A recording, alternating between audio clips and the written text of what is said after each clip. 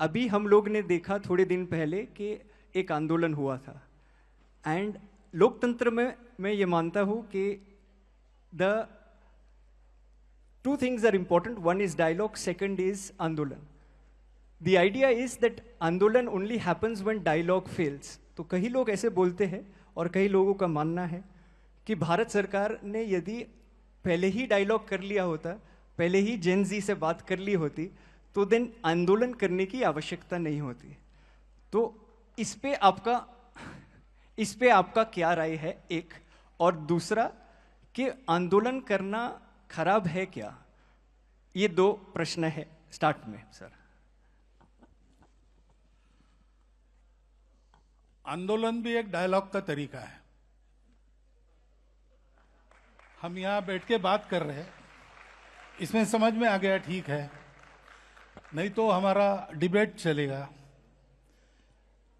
आप किसी कठिनाई में हो या मैं किसी कठिनाई में हूं, सुलझाना आपके हाथ में है, मेरे हाथ में, और नहीं हो रहा है तो मैं चिल्लाऊंगा, मैं आपको वहां से लेके आऊंगा, ये पहले करो, अर्जेंट है, ऐसा कहूंगा। डेमोक्रेसी में प्रोटेस्ट भी कॉन्सेंसस बनाने का एक तरीका है। Lot of views come together and a consensus is evolved after discussion. That discussion may happen through dialogue. Due to various reasons, if that thing is not heard, agitation पर जा सकते हैं। लेकिन ये सब करना है to evolve the consensus, not to create divisions. अब जेएनजी की बात है तो अभी जो हुआ है, ग्रीवेंस तो जेन्युइन है। भारत की शिक्षा में बहुत कुछ करने की आवश्यकता है, नहीं हो रहा है, इसलिए बात होती है। तो डायलॉग होना चाहिए। डायलॉग के बाद नहीं होता तो क्या करना, बात की बात है। और मेरा अनुभव ऐसा है जेन-जी के बारे में, हम लोग जेन-जी की आयु में थे तो हमारी पीढ़ी का स्वभाव ऐसा था कि बड़े जो कहते थे वो मान लेते थे, हम क्वेश्चन नहीं करते थे। तो उस समय की परिस्थिति।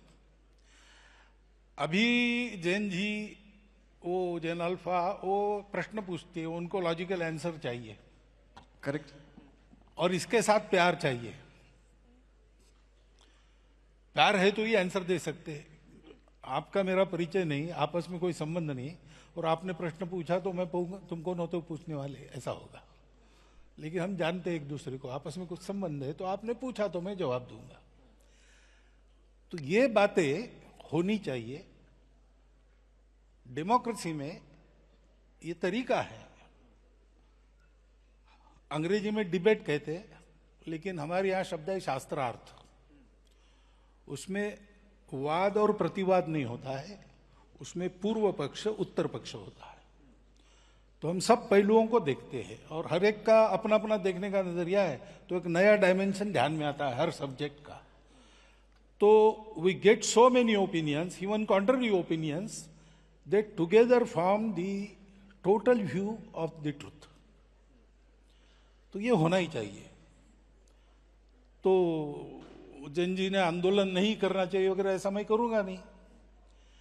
लेकिन कैसे करना, क्या करना डेमोक्रेसी में, इसके तरीके भी बताए हैं। अब कॉन्स्टिट्यूशन हमको जिन्होंने दिया, डॉक्टर बाबा साहब आम्बेडकर का, अगर 2 स्पीचेस हमने पढ़ लिए तो ये कैसे करना, क्या करना, उसका उसमें इंडिकेशन है, वो देखना चाहिए। और हम लोगों को भी ऐसा देखना चाहिए कि अगर जेन-जी चिल्ला रही है तो विरोध के लिए नहीं चिल्ला रही, कुछ तकलीफ है इसलिए चिल्ला रही, बिल्कुल, उसको ठीक करना चाहिए।